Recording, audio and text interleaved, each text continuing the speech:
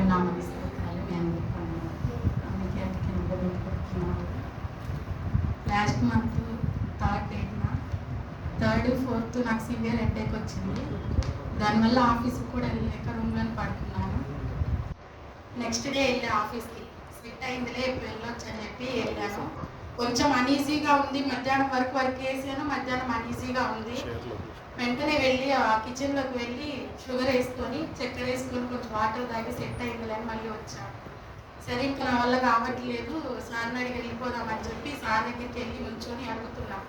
Sir నేను వెళ్ళిపోతాను, health బాగాలేదని అట్లా మాట్లాడుతూ ఉన్నాను. నాకు తెలియకుండా నేనే కింద పడిపోయాను. నా కాళ్ళు, నా చేతులు, నా ఫేస్ కూడా తిమ్మిరెక్కిపోయింది మొత్తం. నాకు భయం వేసింది. అందరూ వచ్చి నన్ను పట్టుకొని లేపుతున్నారు, నా చేతులు రుద్దుతున్నారు, నా కాళ్ళు రుద్దుతున్నారు, కీసు పెడుతున్నారు, చేతులు ఏమైందని భయం వేసింది నాకు. నా కళ్ళు కూడా కనిపించలేదు. భయం గమ్మిని వాళ్ళ హాస్పిటల్కి తీసుకెళ్తే అనుకో నేను లేవలేని స్థితిలోకి అయ్యాను. 2 అన్నవాళ్ళు నన్ను ఎత్తుకొని కార్లు ఎక్కించుకొని హాస్పిటల్కి తీసుకెళ్ళారు. వెంటనే 2 సెలైన్లు ఎక్కించారు. ఏమో చాలా ప్రెషర్లో ఉంది, టెన్షన్ తీసుకుంది, షుగర్ లెవెల్స్ అన్నీ డౌన్ అయిపోయినాయి అని చెప్పారు. హాస్పిటల్ బెడ్ మీద దేవానికి వందనాలు. ఎందుకైనా ఇంత అనారోగ్య స్థితి కాల్ చేస్తున్నావు, నీ చిత్తమైతే నన్ను స్వస్థపరచు అనుకున్నా. వాళ్ళు అయితే వద్దన్నారు, ఆఫీస్కి రాకు 10 days రెస్ట్ తీసుకోమన్నారు. నెక్స్ట్ డే నా మమ్మీ కాల్ చేసింది, ఊరికి వెళ్ళిపోయాను.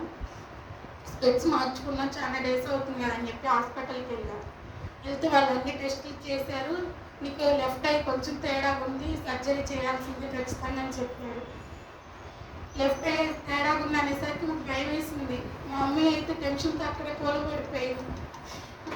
ఇప్పుడు ఆపరేషన్ అయితే చేయించుకోను, మెడిసిన్స్ ఉంటే ఎప్పుడైనా మెడిసిన్ ద్వారా నేను వాడి స్వస్థ తెచ్చుకుంటానంటే, లేదమ్మా నువ్వు ఇప్పుడు చేయించుకోకపోతే ముందు నీకు చూపులు ఇబ్బంది అవుతుంది, మళ్ళీ ఇంకొక ఆపరేషన్ చేయాల్సి వస్తుంది అని చెప్పారు. 1 డేనే గ్యాప్ తీసుకున్నాం. 1 day తర్వాత హాస్పిటల్లో జాయిన్ అవ్వమన్నారు. జాయిన్ అయ్యాము. 3 days అబ్జర్వేషన్లో పెట్టారు. అబ్జర్వేషన్లో పెట్టినాక ఆపరేషన్ చేశారు. ఆపరేషన్ థియేటర్లోకి వెళ్ళేటప్పుడు నాకు చాలా టెన్షన్ వేసింది. ఎప్పుడు నేను ఆపరేషన్ థియేటర్లోకి వెళ్ళలేదు. ఫిలిప్ అన్నకు ఫోన్ చేసి అన్న ఇది సిచ్యువేషన్ అంటే, ఏం కాదు ధైర్యంగా ఉండు, ఆయన చిత్తం లేదు, ఏది జరగదు, నీకు త్వరగా కోలుకుంటా, స్వస్థత పొందుతావు అని నన్ను ధైర్యపరిచాడు. 10 days రెస్ట్ తీసుకున్నా, వర్క్కి వెళ్ళొద్దన్న 10 days ఆఫీస్కి రాలే, ఇంట్లోనే ఉన్నా. దేవుడు చేసిన కార్యంను బట్టి ఆయన కృతజ్ఞతాస్థుతులు చెల్లించబద్రాలైనా నేను ఇంట్లో కృతజ్ఞత కూడి పెట్టుకున్నా. నేను నిర్ణయించుకున్న డేట్ ఒకటైతే ఆ రోజు ఫుల్ వర్షం, ఎవరు రావడానికి కూడా వీలు పడినంత ఆ రోజు క్యాన్సిల్ చేసి నెక్స్ట్ డే పెట్టారు. మేము అనుకున్న రీతి కంటే ఎక్కువ మందితో దేవుడు ఆ కూడికను జయకరంగా జరిగించాడు. అందుని బట్టి నీకు వందనాలు ఇస్తాయి అనుకున్నాను. నా కొరకు ప్రార్థించిన ఫిలిప్ అన్నకి, ప్రసన్నకి, అమ్మకి నా హృదయపూర్వక వందనాలు చెల్లించుకున్నాను. ఇంకో సాక్ష్యం ఏంటంటే, ఆల్రెడీ నేను గ్రూప్లో 2 months బ్యాక్ పోస్ట్ చేశాను, మా అత్త పడి 2 చేతులు విరిగినాయి అని.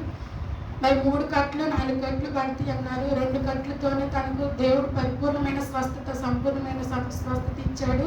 తనే నాకు సేవలు చేసింది హాస్పిటల్లో ఉంటే. దేవుడు అటువంటి స్వస్థత ఇచ్చినందుకు నీకు దేవునికి వందనాలు చెల్లించుకున్నాను. ఒక చిన్న ప్రేయర్ రిక్వెస్ట్. మా ఆఫీస్లో ప్రశాంత్ అన్న ఉంటాడు. వాళ్ళ ఆఫీస్లో అందరూ అన్నిలే. నేను ఇంకొక అమ్మాయి క్రిస్టియన్, మేమే చర్చికి వెళ్తాం. అందరూ అన్నిలే ఉన్నారు. ఎక్కువ పూజలు చేస్తారు వాళ్ళు చేసే ప్రతి ఒక్క పూజలో మేము ఉండాలి, కానీ మేము ఉండము, మేము సపరేట్గా ఉంటాము.